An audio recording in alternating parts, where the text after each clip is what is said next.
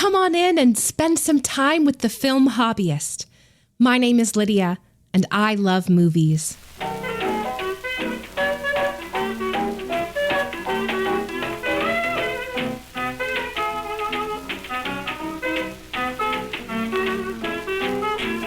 We're sitting here in my attic room.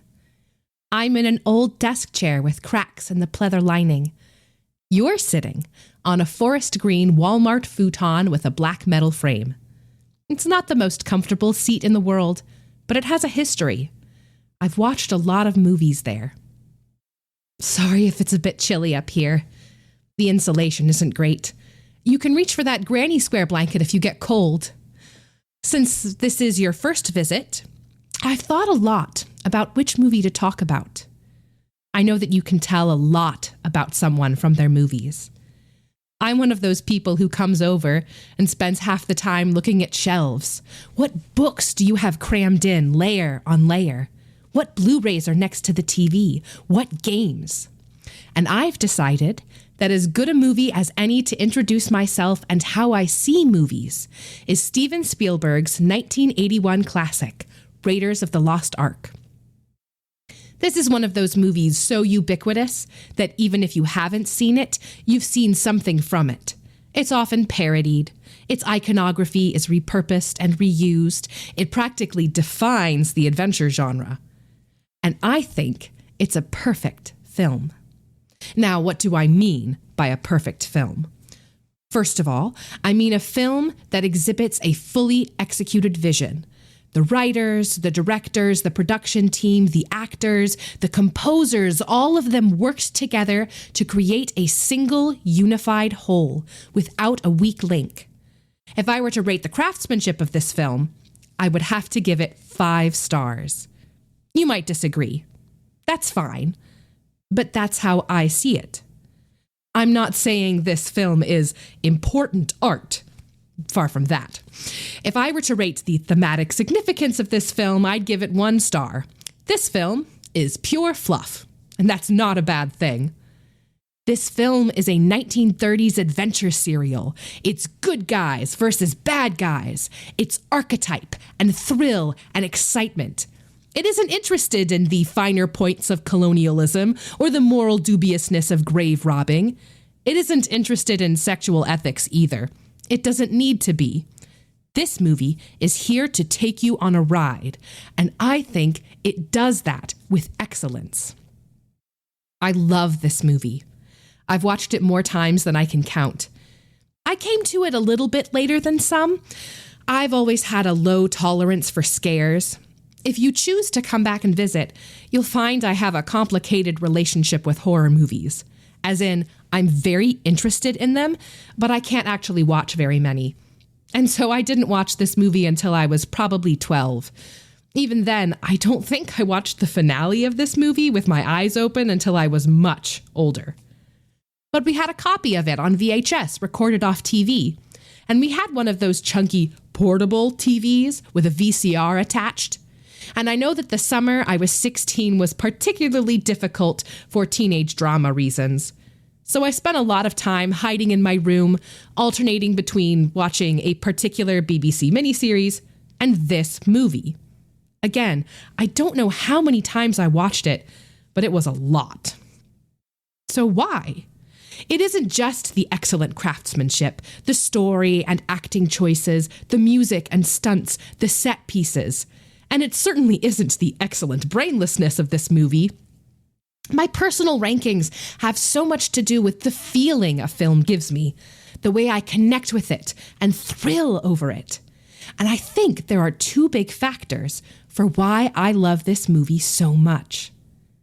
I really connect with the adventure genre.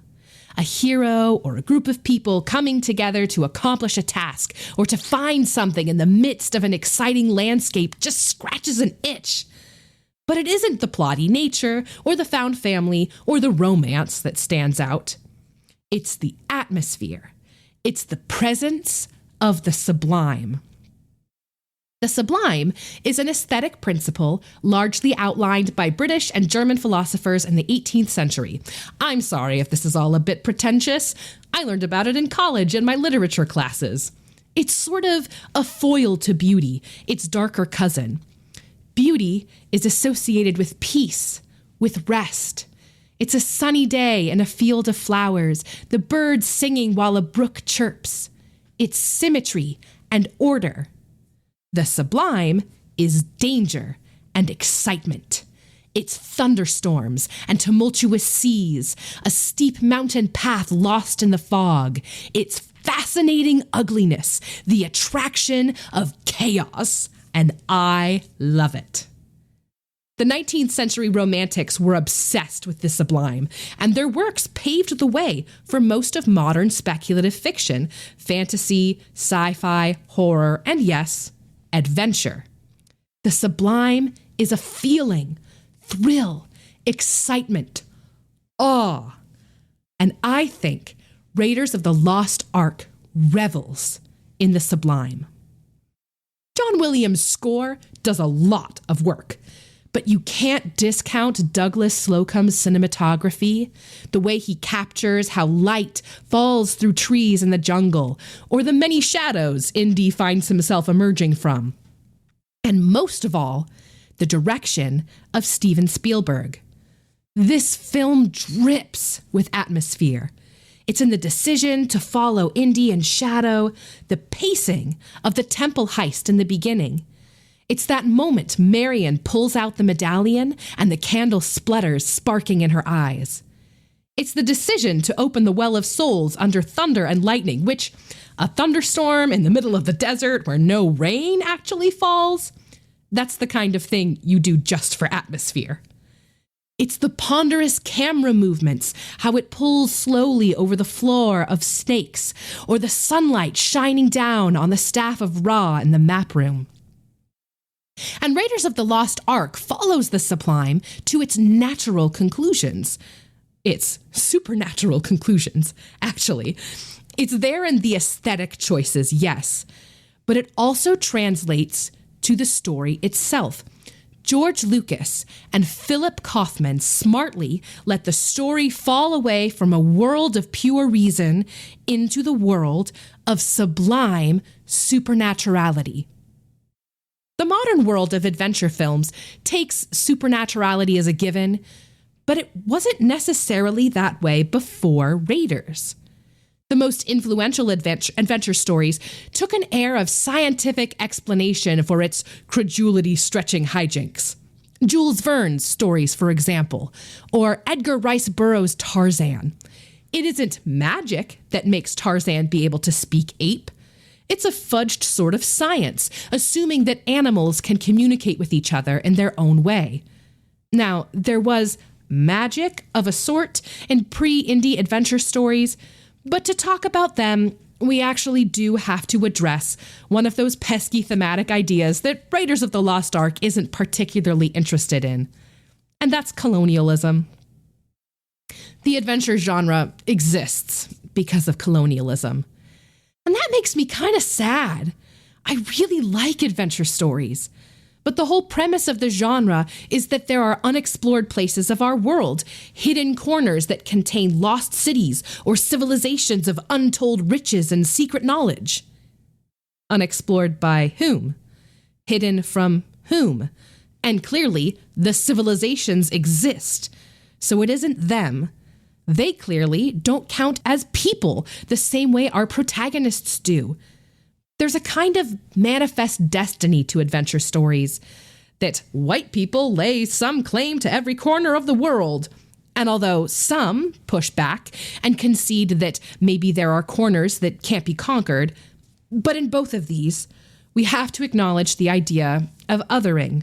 There are other people who aren't white Westerners, and they are either savage monsters or exotic angels, something more than human.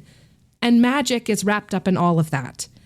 They have primitive religions and beliefs, and in some stories, those beliefs turn out to be true. A good deal of Egypt-based stories fall into that category. But in others, these savage monsters or exotic beauties are easily won over by science, the conquering truth of Western civilization. We see this in the cold open of Raiders, how Indy understands that the spiritual beliefs about the temple are just there to hide well-constructed booby traps, and how Belloc uses the superstitions of the natives to rob them blind. But what's interesting is that the Ark isn't a made-up thing from an invented religion practiced by savages. It's a backbone of ancient Jewish tradition. And 3 out of 4 of the storytellers here, Spielberg, Kaufman, and screenwriter Lawrence Kasdan, are Jewish. The lost artifact here with genuine power comes straight out of Sunday school. And it's Jewish spiritual power that conquers the scientific Nazis who assume they can bulldoze the desert for a weapon they can control. As a lover of the adventure genre, and someone who cares about thematic conversations this movie isn't overtly engaged in, it's a real relief to see the supernatural divorced a little from othering colonialism and allowing that the colonizing Nazis are literally melted by their attempts to own the world. It's also a big reason why I'm very much not a fan of Temple of Doom, which is gross in its cultural depictions of all kinds, and a piece of why I prefer The Last Crusade, relying on Christian-adjacent mythologies of the Holy Grail, even though I have to admit that the Crusades were one big attempt at colonization. All that to say that the supernatural experience stuff is pure sublime. It's this dark, dangerous thing we can't understand. The idea of lost and hidden artifacts, of the specific mystery to be uncovered, that spine-tingling thrill of discovery, or that which cannot be discovered, all of that is the sublime. And the climax of this film is not a fight, or a chase, or even an action set piece. It's the opening of the Ark and the discovery of the dangerous, alluring, unknowable power inside. Indy survives by respecting the sublime, by bowing to it, and allowing himself enough awe to shut his eyes, while we, the audience, get the full, darkly glorious, face-melting spectacle. Science doesn't win. Reason doesn't win. Beauty and peace and order do not win. Chaos wins. And the best we can do is box it up and not touch it. I said there were 2 big factors for why Raiders of the Lost Ark is one of my favorite movies. And the second is the one, the only Marion Ravenwood. I don't think this movie works without her. And I think you can look at the other 2 classic indie movies and know exactly what's missing. Part of the legend of this film is that Steven Spielberg wanted to make a James Bond movie, and this was pitched to him by George Lucas as being the closest he could get as an American. A grand trope of the James Bond film is the Bond girl, which usually comes in one of 2 flavors.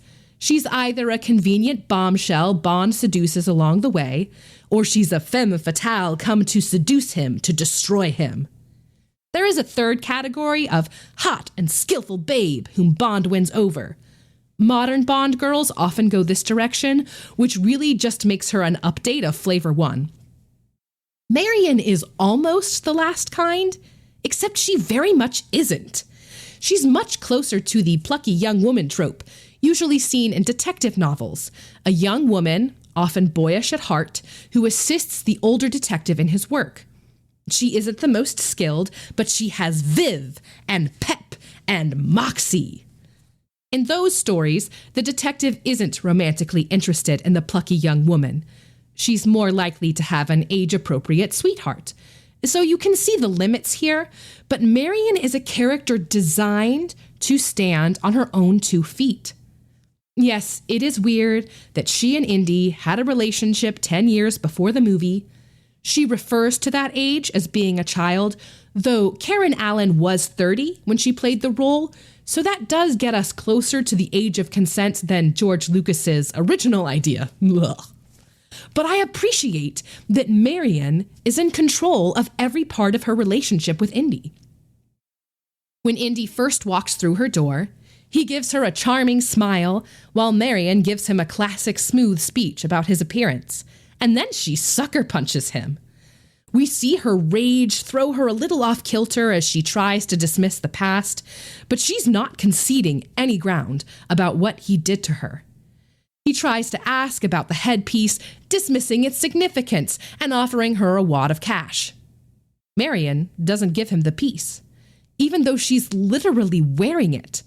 She tells him to come back tomorrow. It's Marion who insists on coming with Indy to see the quest through. When she finds herself kidnapped and discovers Indy won't rescue her, she uses her high drinking tolerance to escape, which would have worked if not for the convenient appearance of Tote. While she is helpless in the Well of Souls, she initially refuses Indy's offer to carry her. Her yells of fear are comical, unlike Kate Capshaw's incessant screams in the sequel. While she ends up trapped in the plane later and must be rescued by Indy, she ends up there because she knocks out the pilot to save Indy and gets stuck in the plane so she can use the guns to, again, rescue him.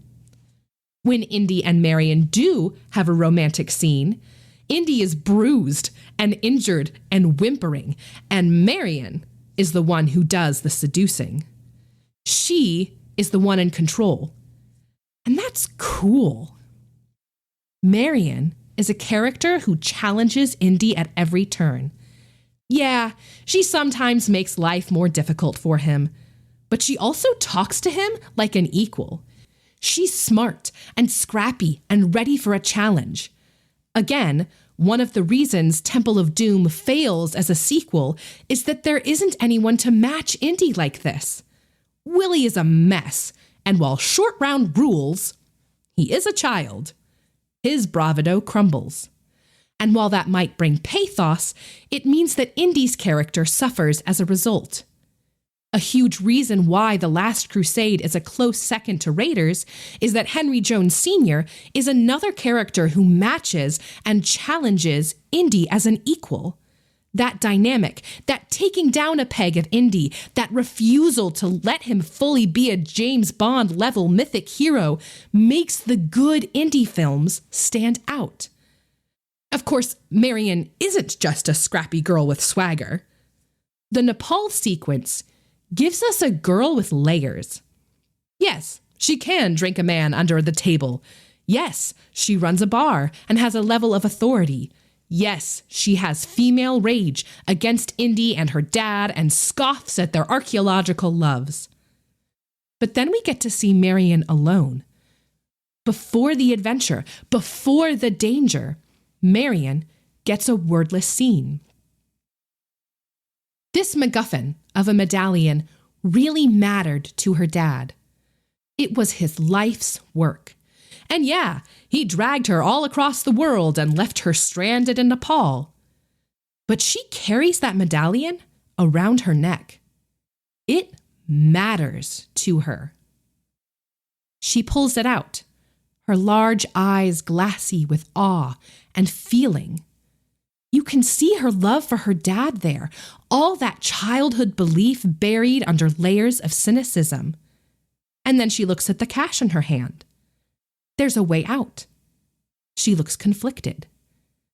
She looks back at the medallion, apologetic. Then she looks back at the cash and grins, hanging up the medallion. In this short scene, absolutely filled with the sublime, by the way, we understand Marion's wounds.